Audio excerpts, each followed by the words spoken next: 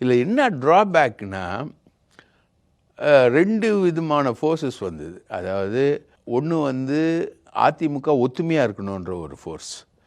அதிமுக ஒத்துமையாக இருக்கணும்னா யார் யார்? ஓபிஎஸ், சசிகலா, டிடிவி தினகரன் இவங்களை எல்லாரையும் சேர்த்துக்கிட்டு ஒத்துமையாக இருக்கணுன்றது தான் விஷயம். கடந்த சட்டமன்ற தேர்தலையே அதிமுக 75 தொகுதிகள் ஜெயிக்குது. கிட்டத்தட்ட 50 தொகுதிகள் கிட்ட க்ளோஸாக வந்து தோக்குது ஏடிஎம்கே.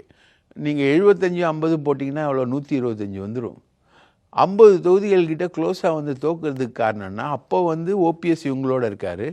க்ளோஸாக வந்து தோக்குறதுக்கு காரணம் டிடிவி தினகரனுடைய அமமுக ஏடிஎம்கே ஓட்ஸ். ஏடிஎம்கே ஓட்டு வந்து ஒரு 30% ஓட்டு ஏடிஎம்கே. அதை வந்து எடப்பாடி வந்து போன பார்லிமெண்ட் தேர்தலில் இன்னொரு டெவலப்மெண்ட் வருது. போன பார்லிமெண்ட் தேர்தலில் எடப்பாடி 20% வாங்குறாரு. எடப்பாடிக்கு எதிராக நின்று அவர் 18% வாங்குறாரு. மொத்தம் 38%.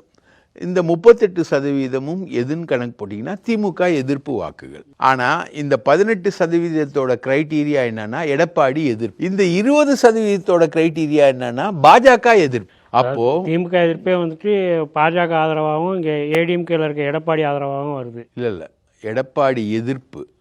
எடப்பாடி எதிர்ப்புங்க. எடப்பாடி எதிர்ப்பு ஓட்டு வந்து பாஜக வாங்குற 18% வாக்குகள். ரைட்டுங்களா? அது எடப்பாடிக்கும் அதிமுகவுக்கும் எதிராக தானே ஓட்டு உழுது. ஆனால் அது அதிமுக ஓட்டு. அங்கேயும் அதிமுக கொஞ்சம் நெஞ்சம் ஓட்டு வாங்கிக்கிட்டே தான் வருது. தன்னுடைய இருப்பை ப்ரெசன்ஸை காமிச்சிக்கிட்டு தான் வருது. ஆனால் அந்த 18% வாக்குகளும் பாமக வாங்கின, தர்மபுரி வாங்கின ஓட்டு, வேலூரில் ஏசி சண்முகம் வாங்கின ஓட்டு, தேனியில் வந்து தினகரன் வாங்கின ஓட்டு, ராம்நாடில் வந்து ஓபிஎஸ் வாங்கின ஓட்டு, இது எல்லாமே வந்து எடப்பாடி எதிர்ப்பு வாக்குகள்.